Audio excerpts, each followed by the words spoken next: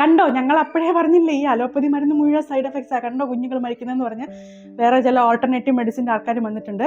At least ഈ allopathy മരുന്ന് നമുക്ക് പുറകെ നോക്കി അതിൻ്റെ ഇൻഗ്രീഡിയൻസ് എഴുതിക്കുന്ന കാണാം, ഏതെങ്കിലും ഹാംഫുൾ ആണെങ്കിൽ അതാണെന്ന് നമുക്ക് മനസ്സിലാക്കുകയെങ്കിലും ചെയ്യാം. ഈ അല്ലാതെ വരുന്ന ഓൾട്ടർനേറ്റീവ് മെഡിസിൻസിൻ്റെ പ്രത്യേകത എന്താ, അതിനകത്ത് എന്താ ഇൻഗ്രീഡിയൻസ് ഉള്ളത് നമുക്കറിയില്ല അല്ലേ.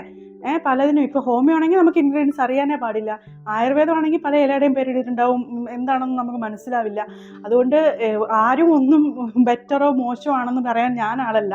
പക്ഷേ ഈ ഒരു ഗ്യാപ്പിൽ മറ്റവർ കയറി സ്കോർ ചെയ്യുന്നതിലും അർത്ഥമില്ല. കാരണം ഇതിലൊന്നും ഇല്ലെങ്കിൽ പഠനങ്ങളുണ്ട്, ഓരോ കെമിക്കലും എന്തിനാണ് ഉപയോഗിക്കുന്നത് നമുക്ക് ഗൂഗിളിൽ വെറുതെ സെർച്ച് ചെയ്താൽ മനസ്സിലാക്കും, റിസർച്ച് പേപ്പേഴ്സ് കിട്ടും, ഇതിൻ്റെ സൈഡ് എഫക്ട്സ് എന്താണെന്ന് ഏത് മരുന്നിൻ്റെ അടിച്ചു നോക്കിയാലും നമുക്ക് റെഡിലി അവൈലബിൾ ആണ്.